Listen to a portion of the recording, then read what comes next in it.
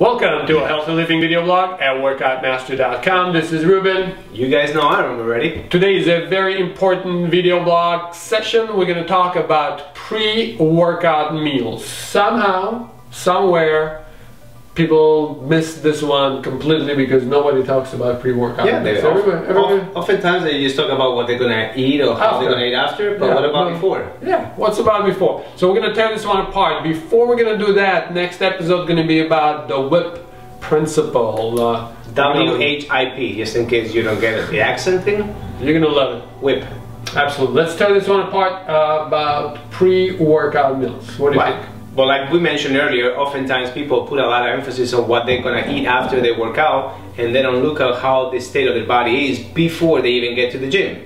And I think it's a huge mistake, because if you get to the gym hypoglycemic, if you get to the gym in a high state of cortisol and adrenaline, you can, unchain a sequence of events that could be quite traumatizing to the body. And with the guidance that we can give you today through Aram and I, we can make that sequence come to an arrest, to a complete stop. Absolutely. I find there's an ungodly amount of people that come to the gym, especially in the morning, on an empty stomach, and they start working out. And it's very important to understand that your body does not like it. There's not a single body on this planet that loves working out on an empty stomach, because there's no fuel. If there's no fuel, it's like almost your body doesn't have any money. So if you don't have any money, you go into credit, and if you're going to go into credit, you're going to pay a high price, guaranteed. High interest. High interest. So let's break this one. What would be some of the reasons that people do not eat in the morning before the gym? We haven't really started that. I think a lot of times people don't even think that it's important.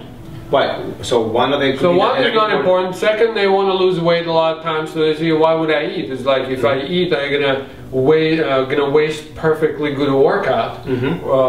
That's just generally, and then they end up being low blood sugar, or as Ruben said, hypoglycemic. Right. And then when you get hypoglycemic, you create a stress response. Right. And third, but not less important, is the fact of the matter that a lot of people will wake up in the morning and prior to going to the gym, they will blatantly tell you that they just don't have an appetite. Exactly, which is another way of identifying problems. That means they're probably overeating in the evening. Very good. So the reason that perhaps they're not eating in the morning is because actually the cortisol and the adrenaline is very, very high, and they're kind of fooling themselves thinking that the metabolic rate is actually optimal, although they might not have, the appetite.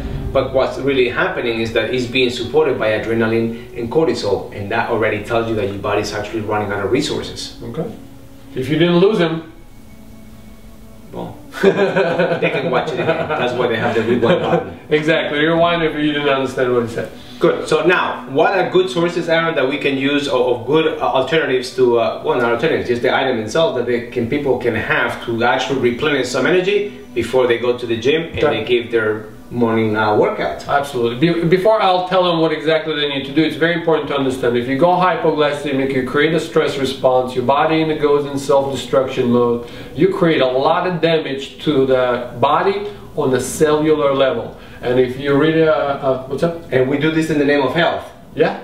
I mean, you actually go in there to build muscle, to be healthy, but what you're doing actually, when you go hungry to work out, you actually break down your muscle, you break down your cells. And if you listen to Ray Pete, he says that you guys create actually cellular damage akin like radiation.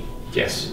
So you really break down your body on a very deep level, so it's really not that good. So the first suggestion we're going to give you is to at least have some sort of something as a fuel. So it could be a glass of milk, a glass of orange juice. It will be better than nothing at all. A piece of cheese. A piece of cheese. You can have a little bit of egg, and I'll recommend you maybe even combine. Get a 1 egg. Don't take 10 eggs. Take 1 egg, 8 ounces of orange juice, and chances are you're going to have a whole lot easier time working out. Right. Some people might be against, having some fruit juice in the morning because it doesn't go according to their diet or to the program that they are adhering right now. But the fact of the matter is that we have done that many times. We have seen what it has done to us and to other people that we have worked with. And like everything, time changes, and we have to change also the way that we see things and the different sources that we use for information.